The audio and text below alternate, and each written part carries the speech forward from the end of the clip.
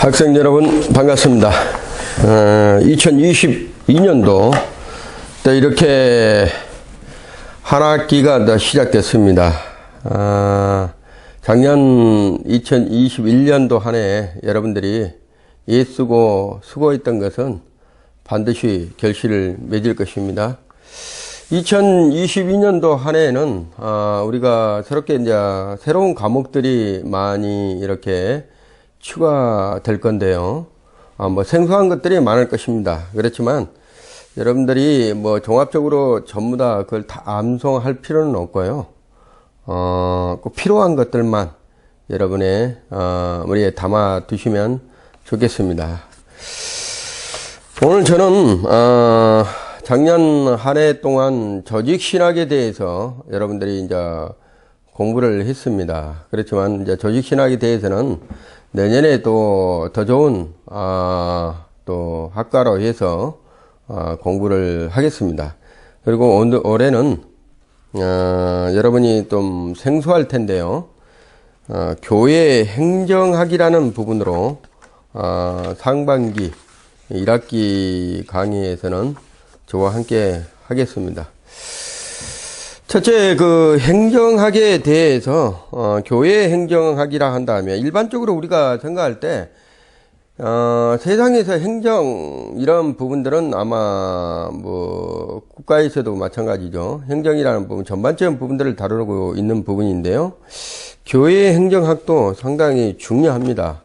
그렇지만 여러모로 여러 분량으로 이렇게 이제 공부하다 보면 1학기 동안에 다 마칠 수가 없어서 거기에서 세분화적으로 제가 간추려서 한 11장까지만 이렇게 강의를 하려고 합니다. 그래서 쭉 보면 차례를 한번 이렇게 보시면요.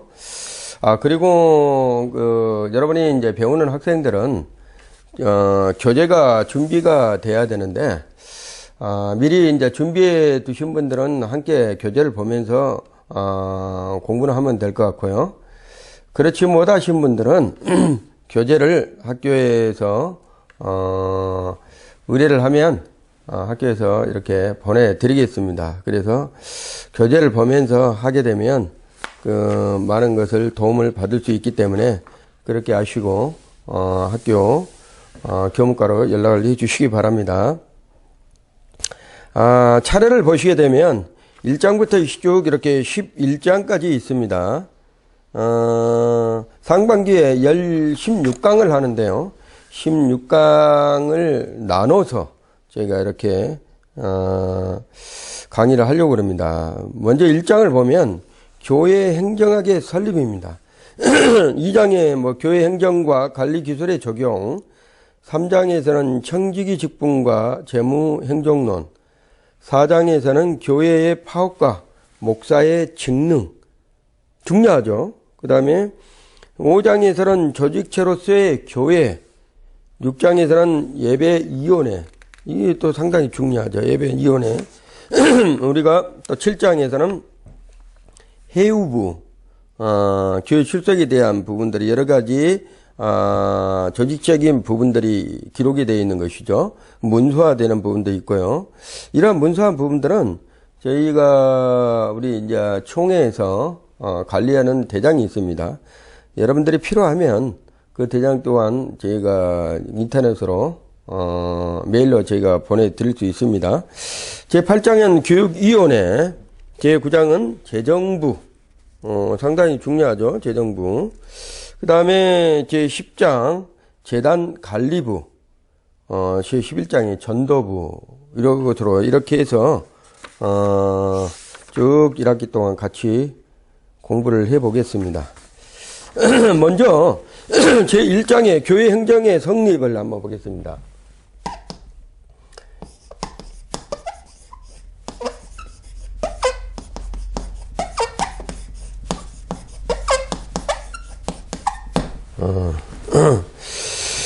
교회행정학의 성립을 보겠습니다. 교회 행정학의 성립에서 교회의 의미가 무엇인지를 한번 살펴보겠습니다. 두 가지 면으로 이렇게 간추려서 나오는데요. 교회의 의미를 보게 되면 첫째는 신적 실체로서의 교회.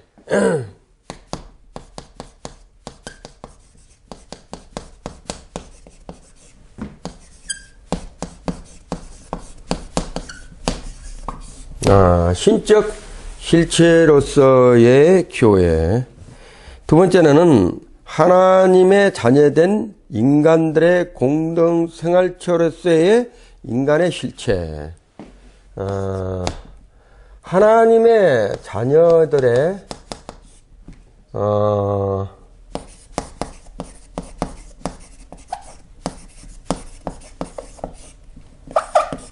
인간들의 교회로 두 가지로 이렇게 분리해서 양면으로 볼 수가 있습니다. 자, 하나의 공동체란 점에서는 조직과 다스림이 있죠. 조직과 다스림은 곧 행정이라고도 합니다. 하나님의 계획 안에서는 교회만이 가지고 있는 근본 목적을 달성을 위한 행동의 규정과 계획, 규정, 계획, 그 다음에 조직, 명령,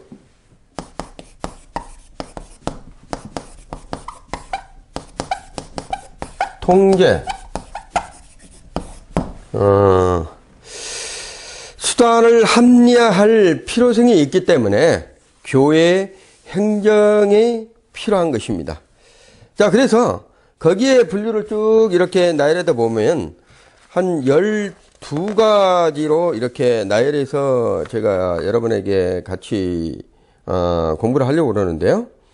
첫째는 교회는 인류 역사상 가장 긴 역사를 가지고 있는 기관이죠.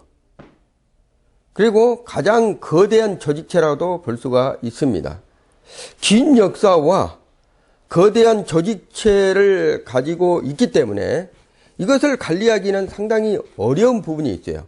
그래서 거기에 필요한 조직과 다스림, 그리고 행동, 규정, 계획, 조직, 명령, 통제 수단이 반드시 필요하다는 것을 느끼는 것입니다.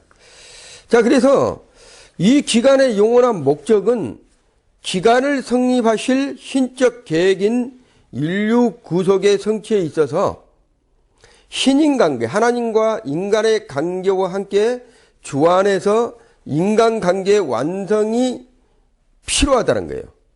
이 기간은 그리스도의 종속과 그 다음에 하나님의 하신 그 부분에 실제적으로 독특성을 지니고 있다는 것입니다. 그래서 시몬 베드로에게 내가 내 반석 위에 내 교회를 세우리라 주님께서 마태복음 16장 18절에 말씀하셨죠. 하나님과 인간의 관계에서 교회가 태동하는 게. 두 번째로는 교회는 제1세기에서 30년대에 시작하여 끊임없는 역사를 계속해 왔다는 것입니다. 그래야 온 세계 여러 지역에서 지교회를 세웠죠. 곳곳에. 우리나라도 마찬가지로 팔도의 모든 곳에서 교회가 세워진 것처럼 각 지역마다 지교회를 세워서 인간의 가장 깊은 내면적 요구에 봉사해 왔다는 것이죠. 그리고 영혼을 관리하는 영원한 재산을 교회에서 담당하고 있는 것입니다. 그래서 교회는 그리스도의 정신을 모든 인간 관계를 통해서 발산해 왔고 그의 목적과 동기와 목표에 대한 관계를 가지면서 사람들을 나는 길이라는 말씀은 그에게로 나가게 하며 풍성한 생명의 꼴을 먹이는 것이 바로 기관이 교회라는 기관입니다. 자, 세 번째로 교회는 하나님의 기관이죠. 사람이 세운 것이 아닙니다. 그렇기 때문에 반드시 그 안에 하나님의 거룩성과 하나님의 또한 성품, 하나님의 또한 그 통치하심, 다스림, 그러한 부분들이 교회 안에서 성립이 되죠. 교회는 이렇게 때가 참에 하나님께서 자기 아들을 보내셨다고 말씀하셨어요. 하나님의 심중에서 잉태가 된 것이죠. 그의 뜻 안에서 양성되었다는 것입니다. 그리고 교회는 하나님의 주권 안에 있고 성령 안에서 하나님의 거하실 초소, 하나님의 영의 임재로 거룩한 것으로 구별이 된 장소가 바로 교회입니다. 네 번째로 교회는 하나님의 가족이라고도 합니다. 자, 교회는 신령한 가족의 유형적이고 세계적 인간적 증거이기도 하죠. 교회는 사람들의 영적 거처, 그러니까 안식을 누릴 수 있는 장소가 되는 것이죠. 그리고 즉 영혼의 가정을 세우기 위한 것이기도 합니다. 그렇기 때문에 교회는 하나님의 북공과 인간의 형제 관계와 하나님의 대가족의 유대와 혈연 관계가 부여되고 책임을 끊임없이 생각나게 하는 존재라는 것을 말씀하고 있습니다. 그래서 교회 안에는 거대한 공동체로서의 우리의 아버지가 되신 하나님과 그의 자녀들, 하나님의 백성들이 곧 자녀들이죠. 이게 거대한 어떤 인간관계를 형성하는 공동체라는 것입니다. 다섯 번째로 교회는 참 길이 되시는 위대한 스승을 따르는 제자들의 집단입니다. 예수 그리스도께서 내가 길이요 진리요 생명이라고 말씀하셨잖아요. 그리고 우리는 그의 제자들이라고 말씀하고 있습니다. 교회는 제자의 신분으로 신앙의 제복을 입은 사람들의 서로 교제하는 그러한 관계성입니다. 이 교제를 하나님의 사람들은 자기들을 구별을 짓는 분명한 특색을 지니고 있죠. 이 특색들은 그리스도를 존경하는 그러한 특색입니다. 그들은 모두 의무와 책임을 기쁘게 감당하고 자원한다는 거예요. 자, 그럼으로써 그리스도께 대한 헌신과 그의 대의를 드러내고 나타내고 있다는 것입니다. 자, 여섯 번째로 교회는 문명의 최대 유산의 저장소다 이렇게 얘기를 합니다. 인간의 최고 이상과 열망의 수호자가 되기 때문이죠. 교회는 사회 질서의 악에 관한 민감함과 정부의 목적에 대한 높은 착상과 다른 조직적 사회 표현을 증대시키는 세계의 양심 노릇을 해왔습니다. 교회가 세상의 빛과 소금을 감당하기 위한 그러한 공동체로서 그 영혼들을 회복시키고 구원하는 데 목적이 있는 것처럼 교회는 우주의 도덕적 구조에 대한 점증적인 지혜를 가져다 주고 끊임없이 하나님께로 향하게 하고 부성적 사랑의 세계 중심이며 그의 공의에 그 다음에 인간의 모든 행위의 관계들을 심판하실 것을 알게 하는 것이 바로 교회라는 것입니다. 자, 일곱 번째로 교회는 생명을 주는 실체로 나타나고 있다는 것이죠. 그 어떤 것도 생명을 주는 실체가 없죠. 그렇지만 예수 그리스도께서 우리에게 말씀하신 바 길이요 진리요 생명이 되신다고 말씀하셨어요. 그렇기 때문에 교회는 생명을 주는 그러한 실제로서 세상의 빛과 소금의 역할을 감당하고 있는 거죠. 가변 무상 불확정의 세계에서 사람들을 확실 완전으로 이끌어가는 것이 바로 교회입니다. 그리고 영속적이고 영원한 의미에서 의지하고 있다는 것이죠. 교회는 우주의 영원한 진리의 증인입니다. 이 세상의 이 우주 만물에 교회가 없게 되면 영혼을 사랑하고 영혼의 지속적인 그러한 비전과 꿈을 실어줄 수 있는 그러한 집단은 없는 것입니다. 그래서 우리는 영원한 진리이신 예수 그리스도를 증거함으로써 또한 영원한 영속적이고 완전된 진리를 많은 사람에게 공급에게 주는 것이 바로 교회다는 것이에요.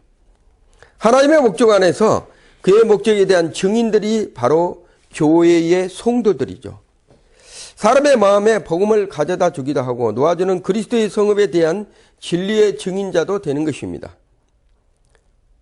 그리고 사람과 그가 하나님의 가족이 될 가능성과 하나님의 영원한 계획 안에서 자기 인간의 운명에 대한 진리의 증인이기도 합니다. 자, 8번째로 교회는 속죄의 위력이라고도 합니다. 교회는 사람들의 죄와 사회악을 담당하신 그리스도의 복음을 선포하고 있는 것이죠. 로마서 1장 16절에 보면 이 복음이 모든 믿는 자에게 구원을 주시는 하나님의 능력이라고 말씀하고 있습니다. 그래서 교회는 생명을 변화시키는 그리스도의 메시지를 이음받은 것이죠. 자, 교회의 충성과 열심은 인간의 구원과 구속에 직결되어 있는 거예요. 교회는 하나님의 영이 사람의 구원을 위하여 역사하는 유일한 구속 기관이라는 것입니다. 그래서 하나님의 이 세상에서 하실 수 있는 것은 대부분 교회의 프로그램을 세우는 자들의 손에서 의뢰하시고 있다는 것입니다. 자, 9번째로 교회 활동의 범위는 세계적이며 우주적이다.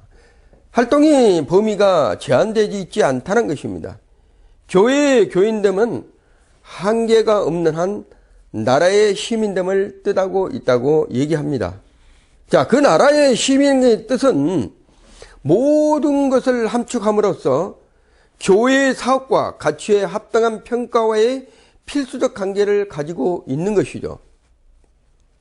자, 그리스도의 제자들에 대한 첫 진군 명령이 가서 온 백성의 제자를 삼으라 이렇게 말씀하시고 있다는 것입니다.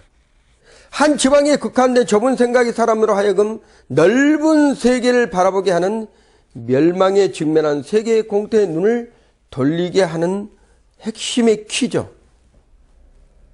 예수님께서 너희는 모든 사람으로 제자를 삼아 아버지와 아들과 성령의 이름으로 세례를 주라고 그랬잖아요. 그래서 이 우주 만물의 어느 곳에든 인간이 존재하는 모든 곳에는 우리 교회 활동의 범위는 제한되어 있지 않다. 이렇게 말씀을 하고 있는 것입니다. 자, 교회는 10번째로 교회는 끊임없이 인간의 요구의 성장과 변화에 봉사를 하고 있다는 것이죠. 교회는 확장하는 세계의 긴급한 형세 정약의 응답과 봉사에 있어서 유동적입니다. 자, 교회는 선한 일을 시작하신 이 선한 이시는 오직 하나님 한 분이라고 그랬잖아요. 세상 한복판에 세워져서 오는 세기마다 가일층 복잡하게 뒤엉킨 인류의 요구에 응하고 있다는 거예요. 시대적으로 우리가 알 수가 없잖아요. 그렇지만 한 세대가 끝나고 다른 세대가 올 때 어떠한 부분들을 우리가 알 수가 없어요. 그렇지만 그 세대에 적응해서 교회가 하실 일을 우리 하나님께서 부여해 주시고 그것을 조직적으로 이루어갈 수 있도록 우리 하나님께서 인도해 가신다는 것입니다. 자, 11번째로 교회는 전 세계 경탄의 대상이다. 이렇게 얘기를 합니다. 교회는 인간의 수단에 좌우되기도 하고 인간의 연약함과 결점에 쌓여 쓰고 인간의 실수와 그릇된 판단과 근시안적 견해에 의해서 방해도 받기도 한다는 거예요. 죄와 편견의 무지로 인해서 무거워지면서 각 세계의 축복과 영감이 되어 왔습니다. 하나님께서 인간의 허약함과 연약함에도 불구하고 교회를 사용하고 계시다는 거예요. 그 하나님께서 교회를 통해서 세상에서 그의 메시지를 전파하고 그의 사역을 이루어 가고 있는 것입니다. 그래서 세상 사람들에게죠. 교회는 지탄은 받겠지만 교회는 그 소임을 다하지 아니하면 이 지구 자체에는 존재할 수 없을 수도 있습니다. 그렇기 때문에 하나님의 백성들에게 하나님께서 직접 세상에서 빛과 소금의 역할을 감당할 수 있는 그러한 무기, 하나님의 말씀을 주신 것이죠. 자, 마지막으로 12번째입니다. 교회는 영속성을 가진다라는 말을 합니다. 교회가 살아있는 영원한 것이라는 것이죠. 교회는 살아있는 영원한 것이다. 교회는 하나님의 영원한 존재, 그리고 하나님의 영구적 목적과 하나님 아버지의 불변하신 사랑을 지니고 있습니다. 교회는 그 사명에 있어서 불변일정의 영구성, 그 다음에 즉 인류의 구속, 하나님의 자녀의 훈련, 그리고 사람 가운데서 하나님 나라가 임하게 하는 사명을 가지고 있다는 것이에요. 자, 그럼으로써 그 높은 이상에서는 엄격한 요구가 필요하겠죠. 즉 사람들은 반드시 하나님의 아들과 같이 살고 행동하면서 그리스도의 장성한 분량까지 이루도록 노력하지 않으면 안 된다는 것입니다.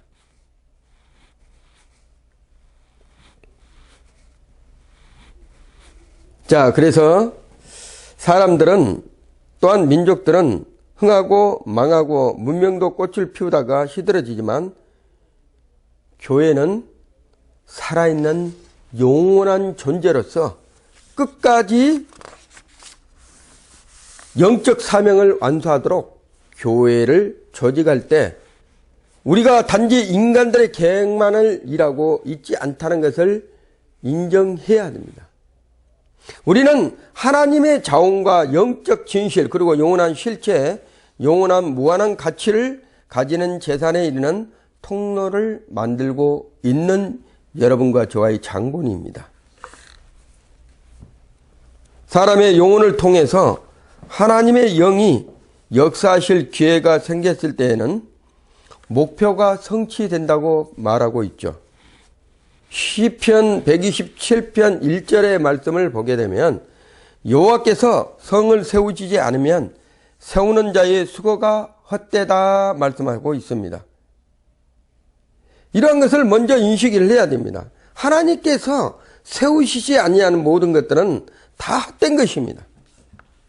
어떤 가업을 수행하는 지도자들이 태도와 동기와 정신과 목적은 조직의 계획이나 책임이 수행되는 과정보다도 중요하고 우선적으로 얘기하는 사람들이 있죠. 그렇지만 그리스도 말씀이 너희 속에 풍성히 거하게 하라 하신 말씀과 같이 우리는 주의 말씀이 우리 심령에 있어야지만 모든 계획들이 하나님이 보시기에 선하고 복되다고 말하고 있다는 것이에요. 그래서 지금까지 교회 행정의 의미를 이렇게 한번 쭉 12가지를 통해서 한번 알아봤습니다. 그러면 두 번째로 현대 교회의 재양산을 보겠습니다.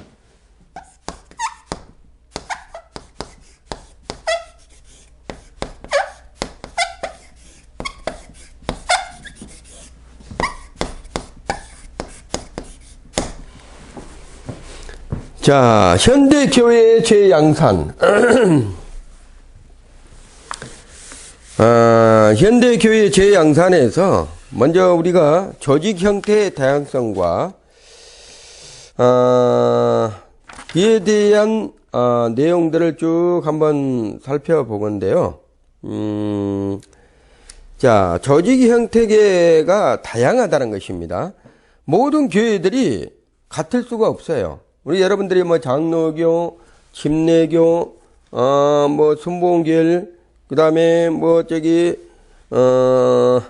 우리 감리교, 뭐 이런 교파들이 있죠.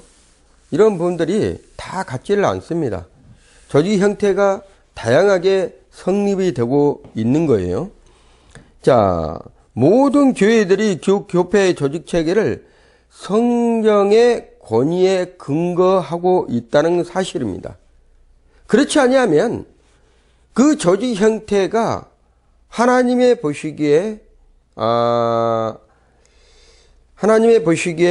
잘못될 수도 있다는 것이죠. 그렇기 때문에 항상 성경의 권위에 근거하여야만 그 의무감을 시행할 수가 있는 것입니다. 그리고 운영체계나 직책의 명칭이나 용어의 기원의 성경에서 찾아서 그것을 진행하고 있죠. 분명한 것은 여러 세기 동안에 거쳐오면서 시대의 요구와 문명의 변천에 따라서 그 조직과 운명의 방식이 약간씩 변화되어 왔다는 것입니다. 특히나 종교 개혁 이후에 모든 교회가 조직과 운영에 있어서 유사성과 함께 다양성을 가지게 되었다는 것이죠. 여기 보면 첫 번째로 동일한 증명에 대한 의미의 다양성입니다. 장로라는 직명은 감리교에 있어서는 평신도 직분 중에 최고의 계급을 의미하고 안순을 받지 않는다고 그래요. 그러나 장로계에서는 송도의 치를 위하여 평신도 중에서 선출한 안수된 직분입니다. 그리스도의 제자 교회에서는 매주일 성찬과 성도의 영적성을 지도하기 위하여 성도 중에서 선출된 직분이나 또한 침례교회에서는 장로의 직분이 없습니다. 또 집사직을 보게 되면 집사직이 감리교회나 감독교회에서는 선거에 의하지 않고 임명에 주어진다는 거예요. 선거를 하지 않고 임명으로 그냥 지어지는 거예요. 그렇지만 장로교회에서는 자선의 구제를 위하여 신자들이 선출한 직분입니다. 신자들이 선출해서 그거를 집사 직분을 인정을 하는 것이죠. 침례교회에서는 집사가 최고의 신령적 조직의 주체가 되고 있습니다.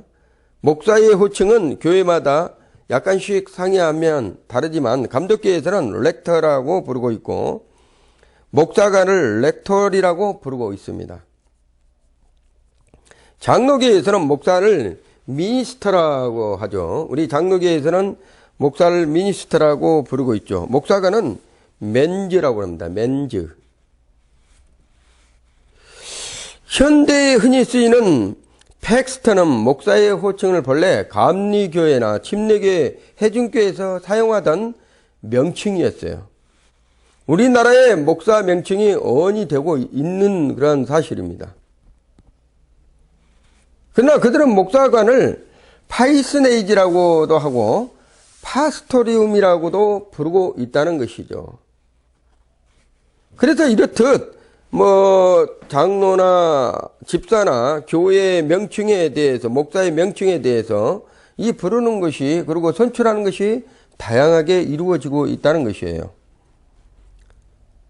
그리고 두 번째는 행정 조직의 다양성입니다. 이 행정의 조직도 다양성으로 분류가 되고 있어요. 프로테스탄트 교회의 다양한 행정 체계는 여러 가지로 분류하고 있는데요. 첫 번째로 에피스콜팔 양식입니다. 에피스콜팔 양식. 이 행정 조직의 양식은 가장 안전한 표본이라고 그래도 로마 카톨릭교회에 찾아볼 수가 있어요. 교황은 그의 권위를 하나님께로서 받았기 때문에 그것은 신성 불가침의 절대적 권위를 가지게 된다고 교황청은 얘기를 하고 있죠. 그 자신이 직접 추기경과 대주교와 주교를 선출하고 있는 것이죠. 그가 전 카톨릭 교회의 회의엔 에큐메니칼 공회를 소집하고요. 그리고 이 회의가 교황인 권위보다 큰 것은 아니고 그것은 그를 보자기 위한 것에 불과하다는 것입니다. 이것보다 에피스콜파 양식이라고 그러죠. 두 번째로 프로테스탄트 감독교회입니다. 이 교회의 행정 조직은 감독의 선출을 3년대에서 선출하는 민주주의 체계를 가지고 있어요. 그것은 상하 2개의 회의를 가지고 있습니다. 상하 2개의 회의를 가지고 있죠. 그 하나는 감독회의, 또 하나는 목사 신도와 대표로 구성되는 하원이라고 하고 있습니다. 이렇듯 각 교회마다 약간씩 다르는 부분으로 이렇게 선출이 되고 있는 것을 볼 수가 있습니다. 세 번째로 감리교회예요. 감리교회 역시 얼마 전까지 감독이라는 명칭을 사용했죠. 그들은 총회에서 감독을 선출합니다. 그러나 그것은 총회에서 임한 사항을 실행하기 위한 행정상의 수반에 불과하고 감독교회 같은 감독들로 구성된 상원을 가지고 있지 않다는 것이에요. 자, 네 번째로 개혁파 조직, 교회를 얘기를 하고 있죠. 이 행정조직의 양식은 개혁교회 여러 파 장로교회의 행정구조가 그 표본이 되고 있죠. 이 행정조직은 순전히 종교개혁의 산물이에요. 또한 이 조직은 개교회의 통솔이 평신도들이 선출한 평신도 대표에 의하여 행하여진다고 있습니다. 그들은 임직될 뿐만 아니라 안수됨으로써 목사와 동등한 지위를 가지는 그러한 부분입니다. 자, 다섯 번째로 해중교회의 양식입니다. 이 행정조직은 해중교회의 침례교회, 그리스도의 제자교회 등이 채택되고 있습니다. 이 행정조직의 특징은 개교회의 독립의 강력한 실천에 있습니다. 이러한 양식의 행정체계는 전적으로 민주적이라고 하는 것이죠. 모든 사업은 회중들에 의하여 임된 위원회에서 관장을 맡고 있어요. 이 회중의 회원은 회중의 투표 없이는 임직되지 아니하고 개교회 이상의 어떤 상에도 인정하지 않는 데 있습니다. 결국 모든 프로테스탄트 교회들만이 공동체로 인도하고 재직회 당회가 신자들의 권한을 이음받아서 실행한 권위를 가지도록 조직되어 있다는 사실입니다. 이렇듯 우리가 행정조직의 다양성을 쭉 에피스콜파 양식과 프로테스탄트 감독교회와 감리교회와 개혁파 조직, 해중교회 양식을 쭉 우리가 한번 보았습니다. 현대교회 제양상에서 조직 형태의 다양성을 우리가 한번 이렇게 공부를 했습니다. 세 번째로 현대교회의 경향과 문제점에 대해서 그러면 우리가 한번 살펴보겠습니다. 첫째로 교회는 그 시대의 교회 특성을 규정 짓고 있어요. 현대교회의 경향은 현대교회의 크기를 측정하는 것으로부터 출발한 것이 행정학적 연구를 올바른 방법이 된다고 보고 있습니다. 이 벤슨이란 박사는 1950년도에 통계에 의해서 미국 교회의 매 교회 신도의 평균 수요는 310명에 불과한다고 했습니다. 매주일 예배를 출석하는 수요는 매해 150명 평균을 넘지 못한다고 말하고 있어요.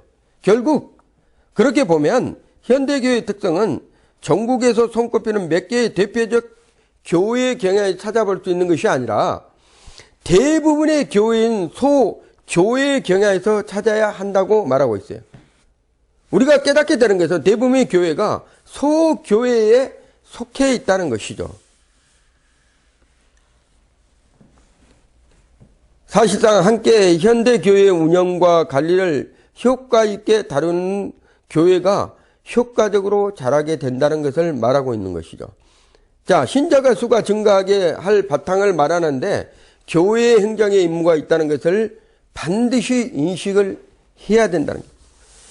성도 한 분이 교회에 들어와서 성장해 가면서 교회에서 행정적인 부분의 모든 것을 참여하고 거기에서 교회에서 믿음이 자라게까지 하기 위해서는 그만큼 관리가 필요하다는 것을 말씀하고 있는 것이에요. 자, 그러면 소교회의 원인을 우리가 한번 살펴보겠습니다. 자, 모든 목회 사역들이 교회 부진의 이유를 말하고 있습니다. 자, 그것들을 종합하여 보면 대체로 다음 5가지로 나눌 수가 있습니다. 첫째, 인구가 조밀치 못하여 교회가 크게 발전할 여지가 없다. 그 지역에 인구가 협소한 것이죠. 두 번째로 그 교회가 지나치게 좁은 교리와 종파적인 강조를 하기 때문에 들어오는 사람의 수가 적다. 너무나 종파에 대한 부분을 강조하다 보면 나는 원래 어렸을 때는 뭐 이렇게 순복음을 다녔었는데 그 지역에 장로교회가 하나밖에 없다. 그러다 보면 너무 장로교회의 특색을 나타내다 보면 다니는 성기는 성기로 들어오신 분이 떠나갈 수도 있다는 것을 말씀하고 있는 것이에요.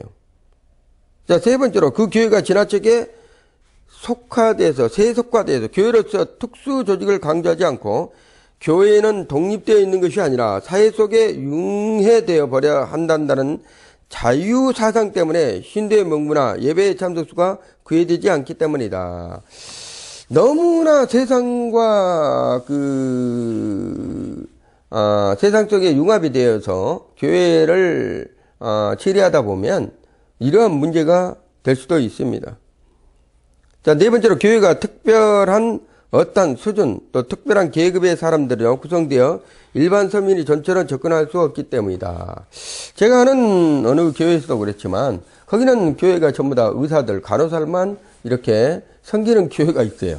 그러다 보니까 색다른 뭐 구멍가게 사장님이라든가 음식점의 사장님이라든가 이런 분들이 가게 되면 거기에서 적응하기가 힘들다는 것입니다. 그래서 이런 부분들도 우리가 좀 고려해야 할 일입니다. 다섯 번째로 신설된 교회에 있어서 장사한 시간적 여유가 없기 때문입니다.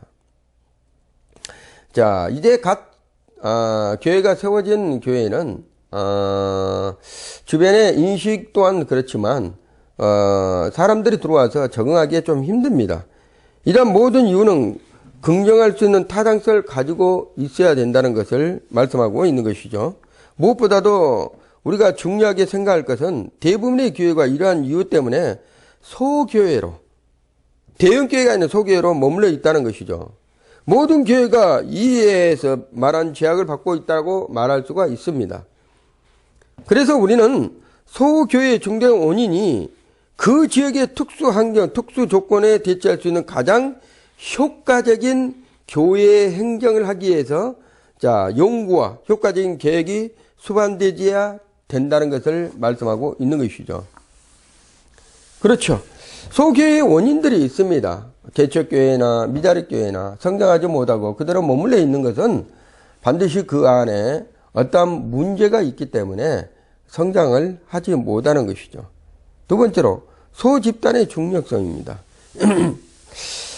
현대 사회학의 개인 간의 직접 교제의 중력성을 강조하고 있습니다. 사회심리학은 소집단의 사회적 상호 행동의 중력성을 강조하고 있죠. 사회적 상호 행동에서 벌어지는 현상을 연구하는 사회심리학이나 그다음에 인터퍼너스널 사이칼라치, 현대 교회 교육에 실용되고 있다는 것입니다. 사실상 소집단으로서의 교파를 다루는 사람은 기본적 욕구를 파악하고 이에 대하여 바른 영향과 자극을 할 수 있는 준비가 되어야 된다는 것이죠. 사회 이해와 개인 생활의 파악은 면밀한 행정의 기본 요소가 되어야 됩니다. 개인과 가정과 이웃을 상실하고 살아가는 민중들의 교회는 집단으로서가 아니라 작은 공동체로서 개인제 접촉을 방법으로 민중과 대면하고 생각과 생활에 직접적 영향을 끼칠 수가 있는 것입니다. 이게 무슨 얘기를 한다면요, 우리가 하다 보면 소부류의 집단에서는 그 모든 기준이 자기의 기준이 될 수도 있다는 것을 말씀하고 있는 거예요. 그래서 서로 상호 간에 어떤 심리적 갈등이나 이런 부분들을 잘 고려해서 리드에 갈 수 있는 그러한 형태를 갖추는 것도 중요하다, 이렇게 말하고 있습니다. 세 번째로 소교의 유익입니다. 소교의 유익, 예수께서 친히 사역에 있어서 제일 개인을 접촉한 중요성을 가지고 있죠. 한 사람 한 사람을, 베드로를 찾아서 야고보를 찾아서 우리가 또한 사도 바울도 이렇게 만나 주시고 각 개인에게 만나 주셔서 우리 하나님께서 거대한 무리를 양성할 수 있도록 우리 하나님이 하셨죠. 그렇듯이 4,000명 5,000명 큰 집단이 예수의 눈에는 크게 요긴하게 보이지 않았고, 예수와 더불어 개인적 밀접한 관계가 없는 무리, 결국 흩어지고 말 수밖에 없는 집단에 불과하다는 거예요. 큰 무리는 언젠가는 흩어지고 무너질 수밖에 없습니다. 그렇지만 소집단이 얼마만큼 중요하고 유익이 되는 것을 예수님께서도 몸소 일러주고 가르쳐 주셨던, 큰 무리 5,000명을 한꺼번에 전부 다 제자 삼은 것이 아니죠.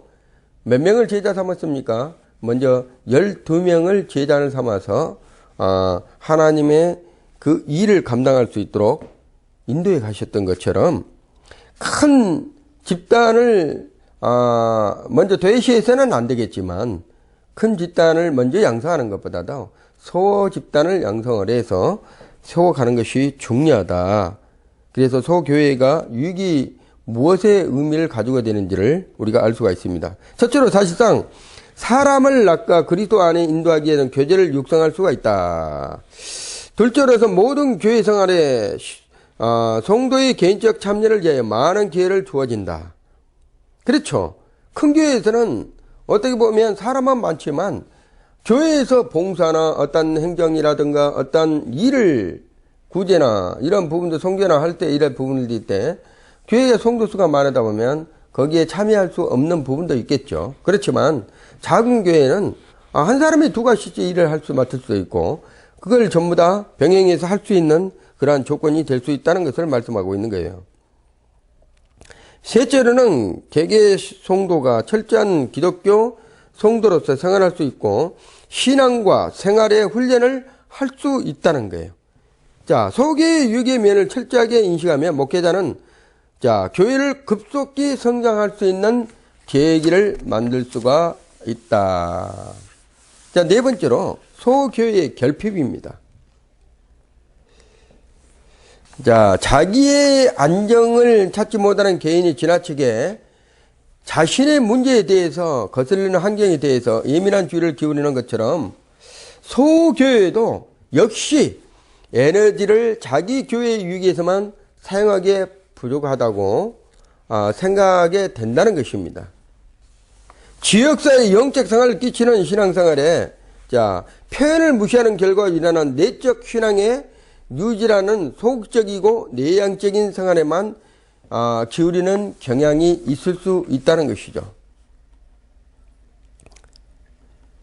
자, 이러한 경향을 결과적으로 보게 되면 그리스도의 생활과 행위보다도 영적 추상만을 즐기는 종교적 취미로 전환하여 버리기 쉽다는 것입니다. 소교회의 폐단은 예부로부터 온전을 감사하지도 아니하고 부끄럽게 생각하지도 아니하는 당연한 받는 것으로 생각이 되어서 도리어 그 원조가 정도가 부족한 것을 불평하는 정신적 타락을 우려가 될 수도 있다는 거예요. 도와주는데도 감사하지도 않고 뭔가 좀 도움을 줘도 그에 대한 어떤 부족함을 자꾸만 드러내는 잘못된 경향을 가지고 있는 그러한 부분도 있습니다. 단체 생활에 있어서 집단 정신의 기본적인 몇 가지로 한번 분류를 해보겠습니다. 자, 세 가지로 분류하면 첫째는 상호 신뢰입니다. 자, 이것은 지도자에 대한 해중의 신뢰, 동료 상호 간의 신뢰, 직분과 직분 간의 인격적 신뢰, 상호 신뢰의 정신이 결여된 교회는 공동생활처에서 기초가 무너지게 된다는 것을 말씀하고 있는 거예요. 둘째는 집단적 열의의 문제입니다. 자기가 소속되고 있는 집단적 공공생활에 대해서 사랑과 충성심에서 우러나오는 애당심입니다. 자, 학교에 있어서는 모계로, 국민에게 있어서는 애국심으로, 자, 교회에 있어서는 모든 이익을 교회에 돌리고자 하는 충성심을 가진다는 것이죠. 세 번째로는 열성입니다. 열성. 자, 이것은 교회로부터 맡은 일에 그에 대한 분발과 책임지는 일에 대한 열성을 의미하기도 하죠. 자, 이러한 요소들이 집합되면 집단적 공동생활처로서의 교회의 도덕이 유지될 수가 있습니다. 자, 이와 같이 이 집단적 정신은 어떻게 표현되느냐 하면 교회의 전반적인 사업과 목표에 대한 깊은 이해와 관심을 통한 충성과 협조로 그것이 반드시 나타나고 있다는 현실입니다. 자, 그러면 우리가 소교회의 결핍에 대해서 한 3가지로 간추려서 공부를 했습니다. 자, 그러면 마지막으로 우리가 5번째로 소교회의 도덕의 유지에 대해서 한번 보겠습니다. 소교회의 도덕의 유지. 자, 여기에서 보면 소교회는 자, 한 단체의 상태의 건전성을 나타내야 된다고 합니다.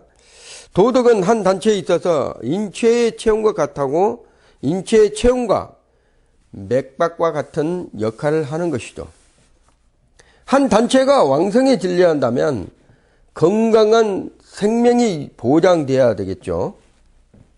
자, 그 교회가 이 공동체의 도덕을 유지하는 것은 교회의 존립과 부흥발전 그리고 평화를 유지하는 데 있어서 가장 기본적으로 조건이 필요합니다. 바울 사도는 이렇게 얘기를 해요. 데살로니가에 보내는 둘째 편지에서 이렇게 얘기를 했어요. 기모 없이 행하고 도무지 일하지 아니하고 일만 만드는 자, 이런 사람들이 교회 안에 있다고 경고를 하고 있죠. 요한 3서에서는 악한 말로 망령되이 편론하고 해도 위에 부족하여 형제를 접대치 아니하고 접대하고자 하는 자를 금하여 교회 안에서 내어쫓는 현저한 부도덕을 지적하기도 했습니다. 그래서 성도 간의 도덕이 저하된 교회는 회중의 소망을 상실하고 자, 성도들의 정력만 소멸되고 있다는 것이에요. 도덕이 저하된 교회는 그리고 교회와 목사는 결실 없는 수고에 지쳐서 그 열성과 근면이 그리고 봉사가 식어지게 됩니다. 그리고 성도 간에 부도덕의 소문이 퍼지는 교회는 그 교회에 출석하는 성도들의 마음에 열등감을 일으키게 되고, 자, 직분자들의 입에서는 교회가 자꾸 발전하지 못하는 데 대한 불평과 시비가 벌어지고 부작용이 발생하게 된다는 것을 말씀하고 있는 거예요. 자, 이러한 교회는 점점 더 신자 상호 간의 도덕적 신뢰가 사라지고, 자, 성도 간의 교회 사업의 성과에 의심이 일어나기 시작하고, 목사의 성도의 육성에 대한 계획과 교회 발전을 위한 모든 정책과 계획에 흔들리기 시작한다는 것이죠.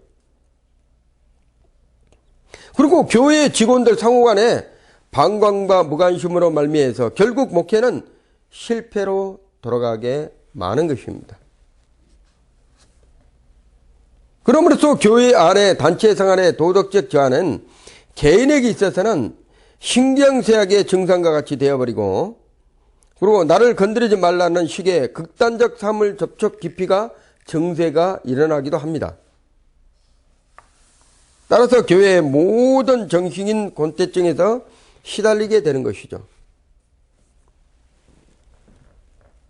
교회 사업의 행사에 대해 발전의 기회를 포착할 비전을 상실하게 되고, 교회의 모든 프로그램과 사업의 가치가 없고 쓸데없는 것으로 되게 되며, 예배는 의무감이 겨우 참석하게 되는 그런 상황의 사람에게 의하여 버림받고, 이를 맡은 직분들은 책임에 대하여 불철저하고 그 기대가 받고 달성하는 분량의 목표까지 이르지 못하게 된다는 것이죠. 활동을 싫어하기에 교회가 사는 길은 아무것도 없다고 말하고, 도전 길이 없다는 이러한 기막힌 증세가 교회 안에서 편면하게 이루어날 수가 있다는 것을 강조하고 있습니다. 그래서 첫째로서는 교회의 지휘 또는 권세의 문제를 말하고 있는 것이죠. 교회의 사회적 지위와 품위 또는 실망을 높이는 데 있어서 몇 가지 예부적 조건이 있습니다. 그것은 신자들이 사회적 위치에야 수호입니다. 교회 건물의 크기, 목사의 품격과 권위 등의 문제이다. 자, 많은 경우에 있어서 한 개인의 인격적 지위가 그 사람의 사고적 범위나 교육의 그 수에 따라 평가되는 것처럼 교회에 있어서도 그 교회를 구성하고 있는 성도들이 가지는 사회적 신앙의 정도에 따라서 교회의 지위와 위신을 좌우하게 된다는 것을 말씀하고 있는 것입니다. 자, 그러므로서 교회의 건물은 개인에 있어서 평소의 의복과 같은 효과를 가진다고 볼 수가 있죠. 하나님의 집으로서의 환경을 마련하는 것은 그 교회의 지위에 크게 영향을 준다는 것이에요. 마치 정중한 옷차림은 그 사람의 고동까지를 조심하게 만드는 영향을 주는 것 같이 한다는 것입니다. 목사의 품이나 영향은 사실상 교회의 지위를 높이는 데 무엇보다도 중요하고 있는 것이죠. 목사가 늘 시중에 거래에 눈이 밝고 경제적 타당과 이권의 획득에 눈이 밝아서 많은 시간을 그러한 데 허비한다면 그것이 교회에 끼치는 치명적 역할이 있게 되고, 목사가 영역이나 식견이 풍부하여 사회적 존경을 받는 언론으로 또는 뛰어난 민중의 지도자로 나타난 일은 교회의 지위 향상에 매우 크게 유효를 한다는 것을 말하고 있는 것입니다. 자, 둘째로서 신자 개인의 긴장감과 압박감의 문제라는 것이에요. 작은 교회에 있어서는 특별히 도덕의 문제는 개인 간의 밀접한 접촉에서부터 발생하는 일종의 압박감과 자기 보호를 위한 긴장 때문에 일어난다고 말하고 있는 것입니다. 자, 신자 수요가 적을수록 그들의 접촉을 일반적 친교가 존경이 그치지 않고 지나치게 사생활에 접근하여 개인의 사사로운 일까지 접근하게 되고, 사사로운 문제 때문에 이 일이 강권적으로 또 비판과 간섭적으로 특색이 되고 만다는 것을 말씀하고 있는 거예요. 세 번째로, 교회에 있는 자기 조절을 못하는 사람의 문제입니다. 이런 사람들이 많죠. 자기 조절을 못하고 교회 안에서 문제를 일으키는 사람들이 많다는 것이죠. 교회 안은 다른 사람보다 더 많이 자기 조절을 못하는 정치적 결함이 있는 사람들이 모일 수도 있는 것이기 때문에 사실은 교회의 도덕적 유지에 중대한 문제가 아닐 수 없다는 것을 말하고 있어요. 자기 조절을 못하는 인물들은 신자와 목회자의 생활에 감시와 간섭을 일삼게 되고, 더 나아가 자기 암무적인 생각으로 문제를 포착하게 하면 이것을 퍼뜨리고 인신공격을 일삼는 그러한 사람들이 있다는 것입니다. 자, 그러한 대개가 그 환경에 불우하고 열심이나 이런 이상적 충동과 목적에서 출발되었을 때가 많습니다.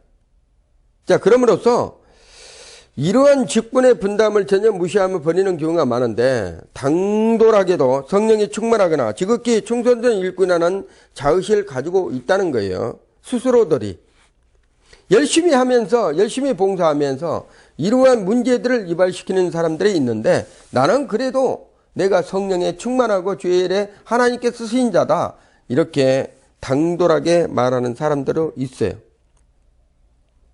그러므로 국대에 달아서는 교회가 세단해지고 분쟁하게 되고, 또 부조리의 인물 때문에 교회는 분열하게 되고 와인의 쓴 잔을 마시게 됩니다. 큰 교회에서 무례하기도 자기 조절을 못하는 그러한 인물 때문에 교회가 분리되기도 하죠. 이러한 것들을 잘 고려해서 우리가 교회를 어떻게 잘 유지해 가고 어떠한 계획을 또 어떠한 부분으로 유지해 가야 되는 것을 말씀하고 있는 것이에요. 그렇기 때문에 반드시 우리가 이러한 것들을 알기 위해서는 우리가 행정이라는 부분을 반드시 공부를 해야 됩니다. 다음 시간에 뵙겠습니다.